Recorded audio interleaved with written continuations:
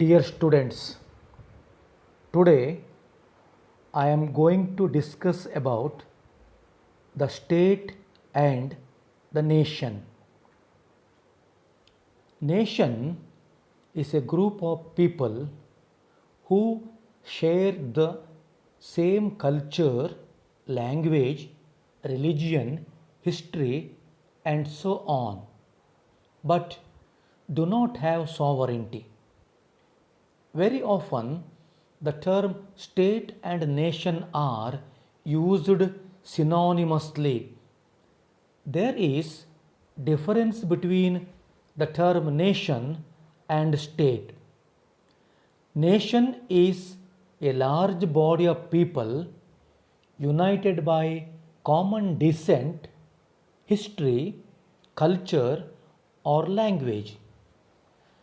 The term nation implies a large group of people who feel that they are united together by the ties of common race, common land, common culture, common language, common history, common religion, and common aims and aspirations. Each one of these elements may not be present, but at least some of them must exist to create the nation. The word nation is derived from the Latin word natio, which means birth or born.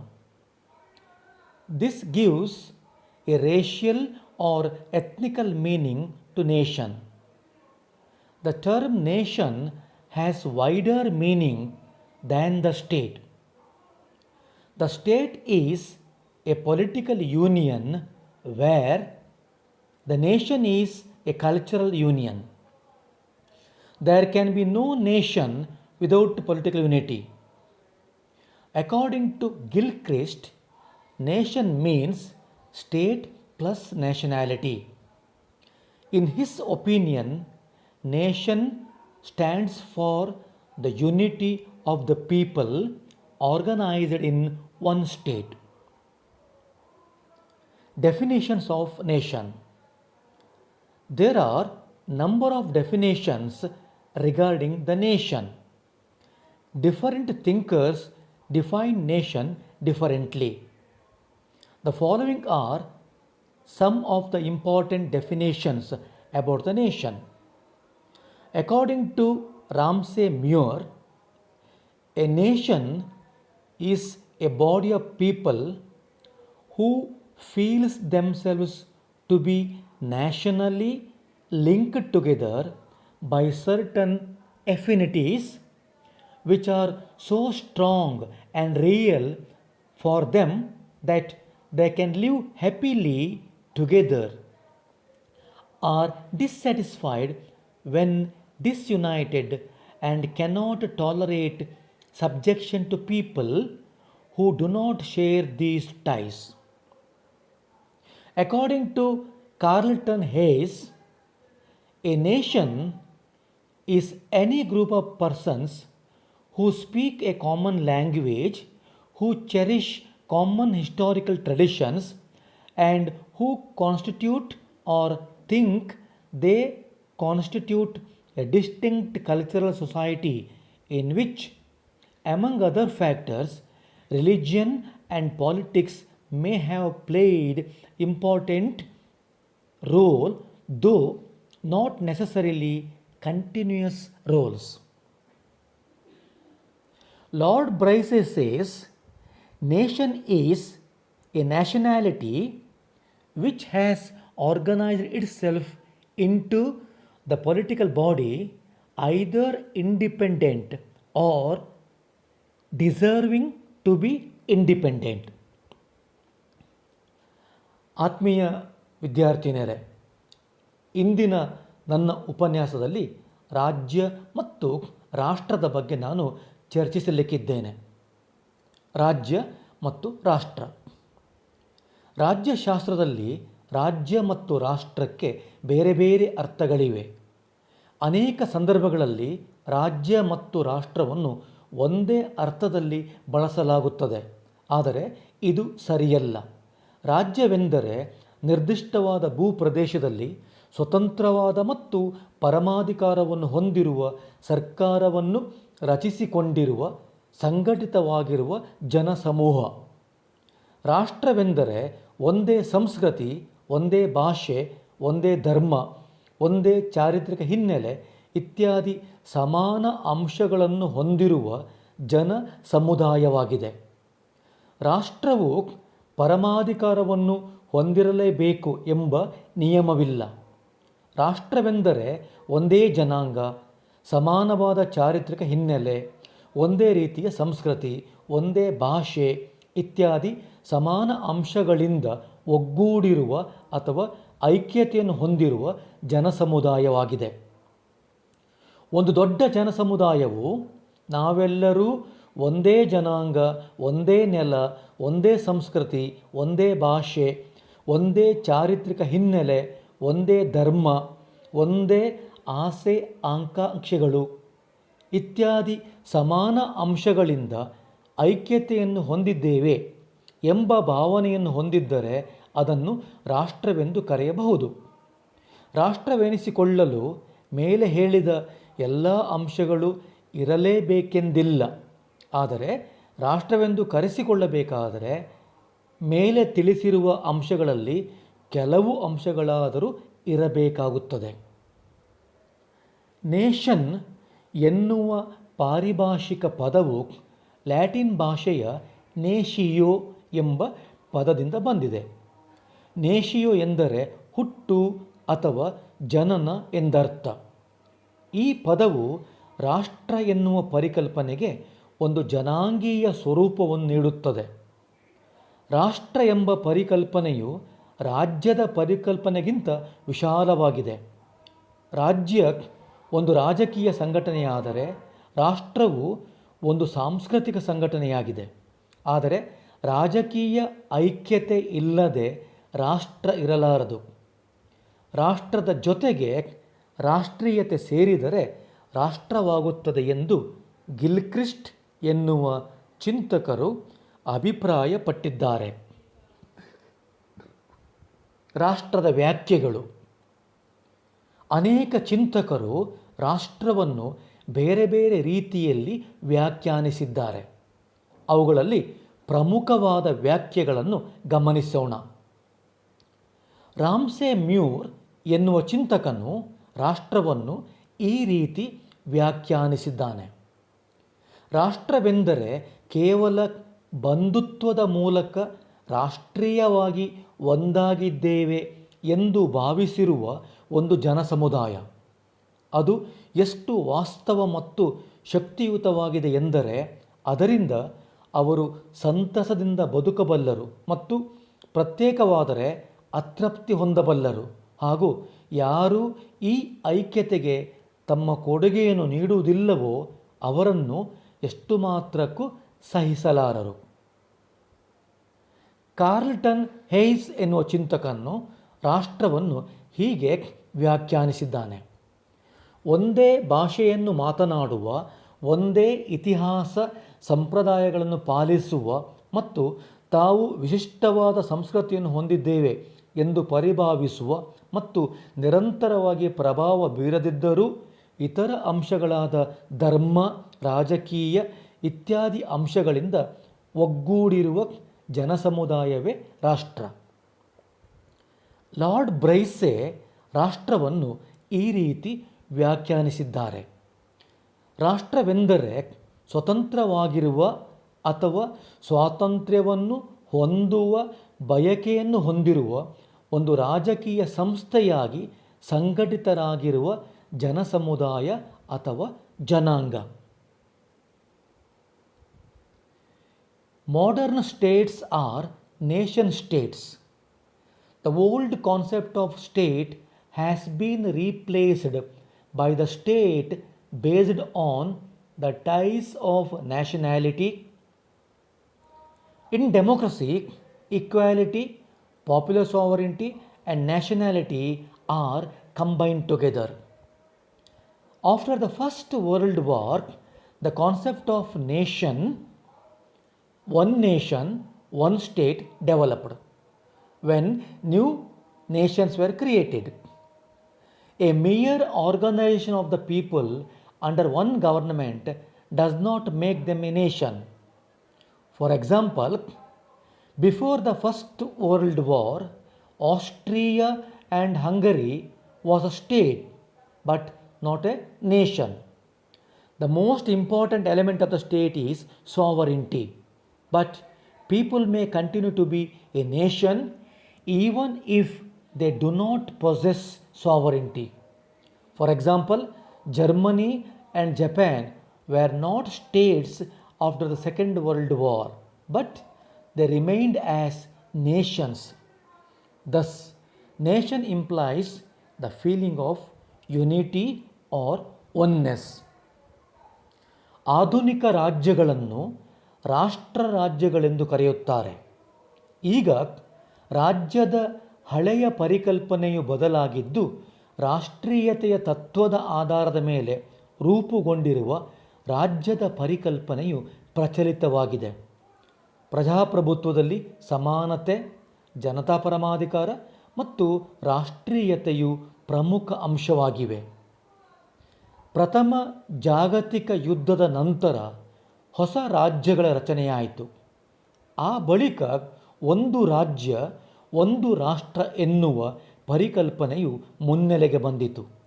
ಜನರು ಒಂದು ಸರ್ಕಾರದ ಅಡಿಯಲ್ಲಿ ಸಂಘಟಿತರಾದ ಮಾತ್ರಕ್ಕೆ ಅದು ರಾಷ್ಟ್ರವೆನಿಸಿಕೊಳ್ಳುವುದಿಲ್ಲ. ಉದಾಹರಣೆಗೆ, ಪ್ರಥಮ ಮಹಾಯುದ್ಧಕ್ಕಿಂತ ಮೊದಲು ಆಸ್ಟ್ರಿಯ ಮತ್ತು ಹಂಗೇರಿ ರಾಜ್ಯಗಳಾಗಿದ್ದವು, ಆದರೆ ಅವುಗಳು ರಾಷ್ಟ್ರವೆನಿಸಿಕೊಂಡಿಲ್ಲ. ಉದಾಹರಣೆಗೆ, ಪ್ರಥಮ ಮಹಾಯುದ್ಧಕ್ಕಿಂತ ಮೊದಲು ಆಸ್ಟ್ರಿಯ ಹಂಗೇರಿ ರಾಜ್ಯಗಳಾಗಿದ್ದವು, ಆದರೆ ಅವುಗಳು ರಾಷ್ಟ್ರಗಳಾಗಿ ಇರಲಿಲ್ಲ. ರಾಜ್ಯದ ಅತೀ ಪ್ರಾಮುಖ್ಯವಾದ ಅಂಶವೆಂದರೆ ಪರಮಾಧಿಕಾರ. ಆದರೆ ಜನರು ಅಥವಾ ಒಂದು ಜನಸಮುದಾಯವು ಪರಮಾಧಿಕಾರವನ್ನು ಹೊಂದದೆಯೂ ರಾಷ್ಟ್ರವೆನಿಸಿಕೊಳ್ಳಬಹುದು. ಉದಾಹರಣೆಗೆ, ಎರಡನೆಯ ಮಹಾಯುದ್ಧದ ನಂತರ ಜರ್ಮನಿ ಮತ್ತು ಜಪಾನ್ ರಾಜ್ಯಗಳಾಗಿ ಉಳಿದಿರಲಿಲ್ಲ, ಆದರೆ ಅವುಗಳು ರಾಷ್ಟ್ರಗಳಾಗಿ ಉಳಿದುಕೊಂಡವು.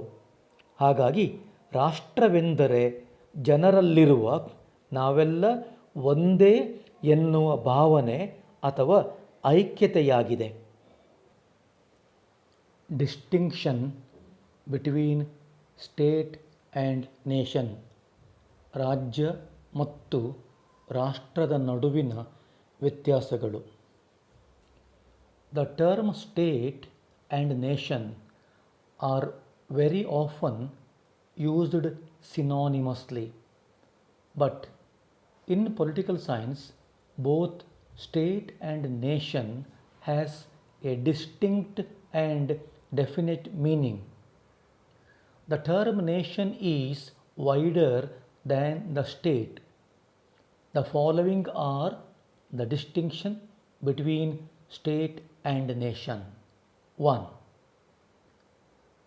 State is an objective entity.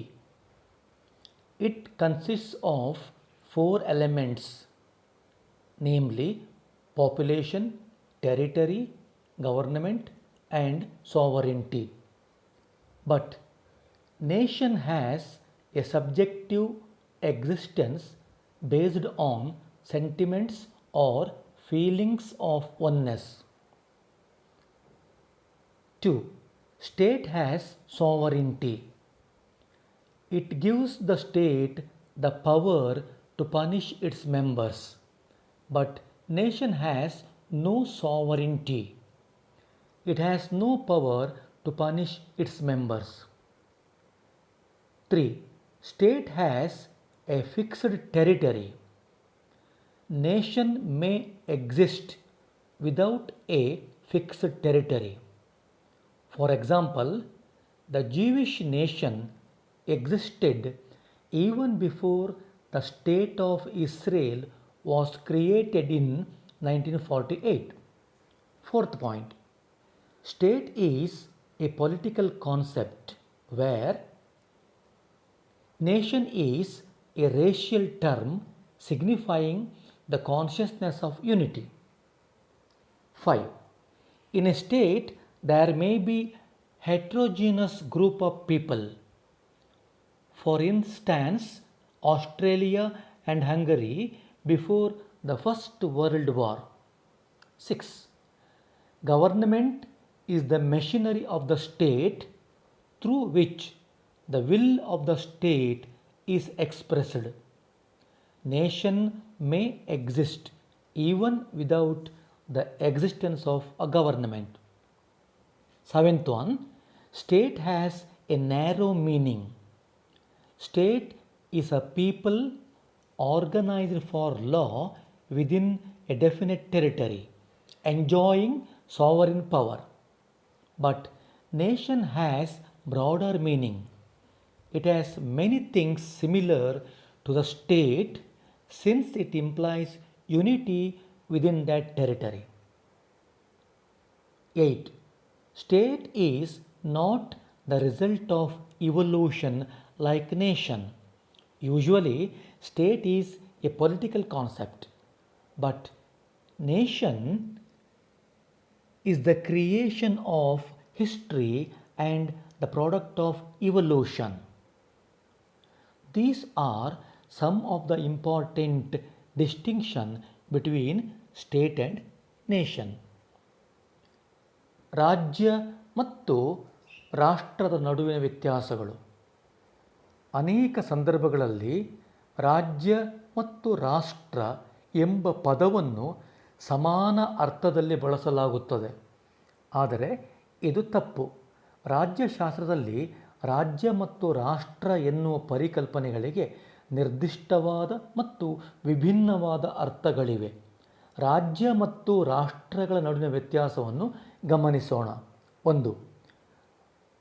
ರಾಜ್ಯವು ಜನಸಂಖ್ಯೆ, ಭೂಪ್ರದೇಶ, ಸರ್ಕಾರ ಮತ್ತು ಪರಮಾಧಿಕಾರ ಎಂಬ 4 ಅಂಶಗಳನ್ನು ಹೊಂದಿರುವ ವಸ್ತುನಿಷ್ಠ ಘಟಕವಾಗಿದೆ. ಆದರೆ ರಾಷ್ಟ್ರವು ಭಾವನೆಗಳು ಅಥವಾ ಏಕತೆಯ ಭಾವನೆಯ ಆಧಾರದ ಮೇಲೆ ಅಸ್ತಿತ್ವವನ್ನು ಹೊಂದಿರುವ ವ್ಯಕ್ತಿನಿಷ್ಠ ಘಟಕವಾಗಿದೆ. 2. ರಾಜ್ಯವು ಪರಮಾಧಿಕಾರವನ್ನು ಹೊಂದಿರುವುದರಿಂದ ಅದು ತನ್ನ ಸದಸ್ಯರನ್ನು ಶಿಕ್ಷಿಸುವ ಅಧಿಕಾರವನ್ನು ಹೊಂದಿದೆ. ಆದರೆ ರಾಷ್ಟ್ರಕ್ಕೆ ಪರಮಾಧಿಕಾರ ಇಲ್ಲದಿರುವುದರಿಂದ ಅದು ತನ್ನ ಸದಸ್ಯರನ್ನು ಶಿಕ್ಷಿಸುವ ಅಧಿಕಾರವನ್ನು ಹೊಂದಿಲ್ಲ. 3. ನಿರ್ದಿಷ್ಟ ಭೂಪ್ರದೇಶವು ರಾಜ್ಯದ ಒಂದು ಅಗತ್ಯ ಅಂಶವಾಗಿದೆ. ಆದರೆ ನಿರ್ದಿಷ್ಟ ಭೂಪ್ರದೇಶ ಇಲ್ಲದೆಯೂ ರಾಷ್ಟ್ರವು ಅಸ್ತಿತ್ವದಲ್ಲಿರಬಹುದು. ಉದಾಹರಣೆಗೆ 1948ರಲ್ಲಿ ಇಸ್ರೇಲ್ ರಾಜ್ಯದ ರಚನೆಯಾಗುವ ಮೊದಲು ಯಹೂದಿಗಳು ಒಂದು ರಾಷ್ಟ್ರವಾಗಿ ಮುಂದುವರಿದಿದ್ದರು. 4. ರಾಜ್ಯವು ಒಂದು ರಾಜಕೀಯ ಪರಿಕಲ್ಪನೆಯಾಗಿದೆ. ಆದರೆ ರಾಷ್ಟ್ರವು ಏಕತೆಯ ಪ್ರಜ್ಞೆಯನ್ನು ಮೂಡಿಸುವ ಜನಾಂಗೀಯ ಪರಿಕಲ್ಪನೆಯಾಗಿದೆ. 5. ರಾಜ್ಯವು ವೈವಿಧ್ಯಮಯ ಜನರ ಗುಂಪುಗಳನ್ನು ಒಳಗೊಂಡಿರಬಹುದು. ಆದರೆ ರಾಷ್ಟ್ರವು ತನ್ನ ಸಂರಚನೆಯಲ್ಲಿ ಏಕರೂಪತೆಯನ್ನು ಹೊಂದಿದೆ. 6. ಸರ್ಕಾರವು ರಾಜ್ಯದ ಯಂತ್ರವಾಗಿದ್ದು ಅದು ಸರ್ಕಾರದ ಮೂಲಕ ತನ್ನ ಇಚ್ಛೆಯನ್ನು ವ್ಯಕ್ತಪಡಿಸುತ್ತದೆ.